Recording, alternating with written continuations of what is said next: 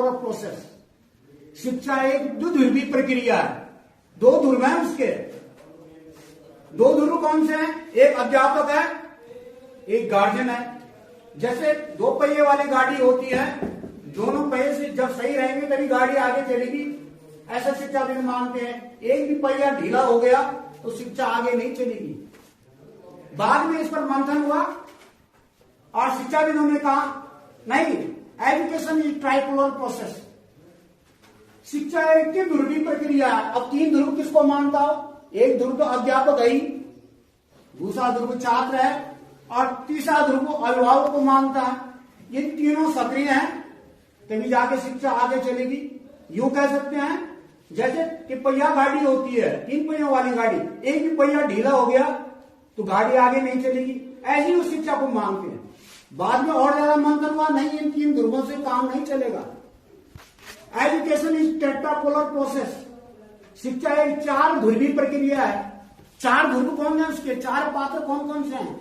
एक अध्यापक है, दूसरा छात्र है, तीसरा गार्जियन है और चौथा उसका जो हम क्या पढ़ाने जा रहे हैं उसका सिलेबस है, कौन सी चीजें हम उसको पढ़ा। चारों ध्रुव यदि मजबूत है तभी जाके शिक्षा चलेगी।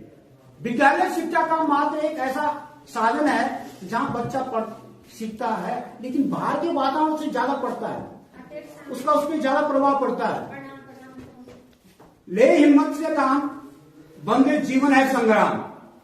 यह गीत मैंने बचपन में एक भिखारी के मुंह से सुना था। उसके कपड़े अस्त व्यस्त थे लेकिन उसके मुखमंडल में बहुत तेज था। क्या इस बात से हमें कोई शिक्षा नहीं मिलती है? यही नहीं, नदी की जलधार में बहना वाला काष्ठ कोयला कई बार नदी के किनारे लगने की कोशिश करता है और अंत में वो सफल भी हो जाता है। क्या इस बात से हमें शिक्षा नहीं मिलती है?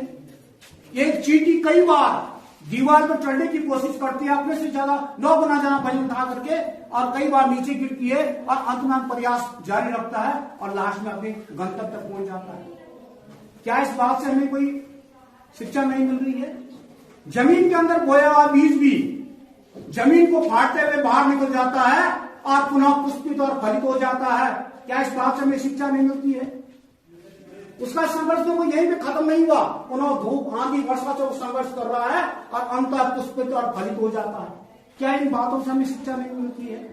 कहने का मतलब यह है कि विद्यालय तो शिक्षा देता ही है, आसपास का आपका घर का वातावरण कैसा है इस बात से भी बच्चा बहुत ज्यादा प्रभावित होता है। तो इसी क्रम को आगे बढ़ाते हैं। काट दें।